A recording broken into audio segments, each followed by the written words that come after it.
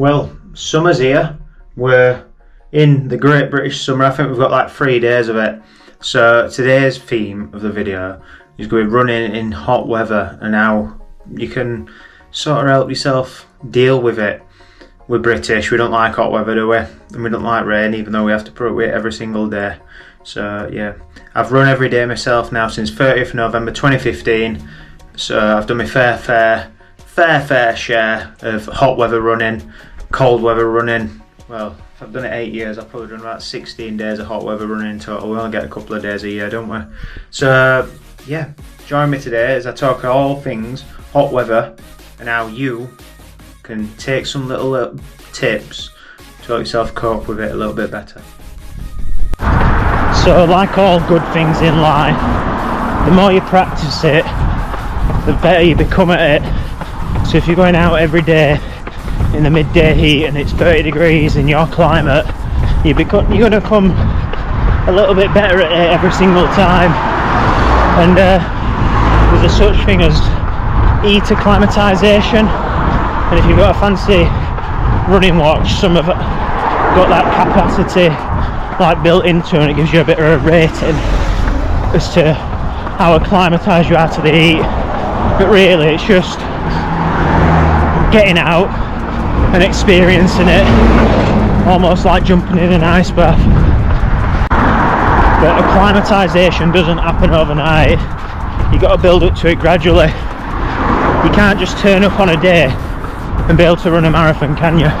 You've got to be able to input it into your training and into your routine. And that brings me nicely into the next point. So when you go out, adjust your expectations. Like, be realistic with yourself that you might not go as fast and your heart rate might be high in comparison to what it usually is. Even more so against the crisp conditions that we typically have in England in as Great British Summer. And your heart rate as well might be 10 beats a minute higher than what it usually is. And I personally use heart rate training to keep me realistic on my easy and my steady runs, to ensure that I'm not doing them too fast or equally too slow. So stick a proper heart rate monitor on your chest or your arm. Definitely don't do it off your wrist based heart rate on your watches, and measure it, see where you're at, and don't worry about your pace, just worry about your heart rate. Your body only knows how long you're working for on your easy runs. It doesn't know how fast, and that's all that matters. So be mindful, use your common sense. I know we've got it deep down somewhere that if you're running uphill as well, your heart's going to be working harder. So that's just what it does. And equally, if you're running downhill, it's not going to be working as hard. Common sense, that, isn't it? Also, my next tip, so before, during, after you run, make sure you hydrate properly. Just get some high quality H2O into your system, because it's going to help your blood pump around your body a bit better, make it smoother, and it's going to make you feel better, loosen up that headache, especially if you spent a full day at work behind a computer screen or whatever you end up doing. Like, get some water into your body, and then even more so when it's hot, because your body's going to be sweating more, you're going to lose more water and salts and everything out your system. So make sure that you're hydrating in, around, during, before and after your runs. That also goes for fueling. Make sure that you're eating enough before, during and after your runs. No point starting a run and being half dizzy, is there? It's going to make you pass out quicker. So yeah, make sure you've got enough sugar in your system so you can complete the task at hand. Next one, so next tip, so dress appropriately. That doesn't mean going outside naked. I know we'd all love to do that, wouldn't we? Now what it does mean is wear some nice lightweight, not too loose clothing. You don't want loose because you get nipple rub, don't you? Some gents will know what I'm on about. But yeah, wear a vest if you feel comfortable. Wear something that's lightweight, breathable. No baggy jumpers and long trousers or thick heavy fleeces. Like, dress for the conditions. I always try and go for a light coloured vest as well. So don't wear black. It absorbs heat, whereas a white reflects the heat. I've even got white shoes on today, look. So yeah, it's about being sensible. There's a time and a place in winter running for wearing a hat, and it's not mid-June, July to be wearing a woolly hat either. I've seen people do that, and this is why I question people's common sense. And if you do have to wear longer sleeves and other stuff, make sure it's loose, make sure it's light, make sure it's breathable, and you're onto a winner then, really. And then my next point, try and run where it's shaded.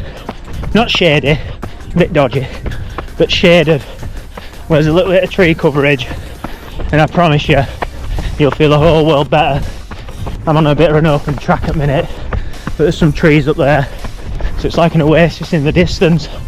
But you'll feel a lot better for running in the cooler conditions where you can. So think about your route design and where you're planning to go for a run, and if it's an open track with no light breeze or tree cover and it's a longer section, it might not be the smartest time to go there. And just another one on running clothing, something that I know Naomi particularly loves to do every now and then. She did it in Lanzarote last year when she was doing the Ironman there, is wear a white baseball cap to reflect the heat off your head, and dip it in water at water stations if you are doing a race or event. Just go cool your head down.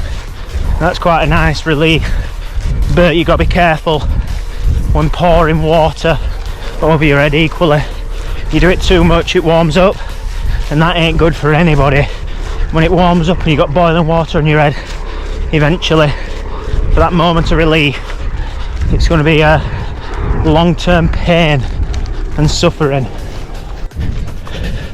I'm here looking my tree cover. Finally got to the oasis at the end, the mirage in the distance. And don't forget, if you do like what we ramble on about over on the channel, don't forget to smash the like and subscribe button and drop us a comment, especially if there's anything that you'd like to see. Gives us some content ideas, if anything. Ooh.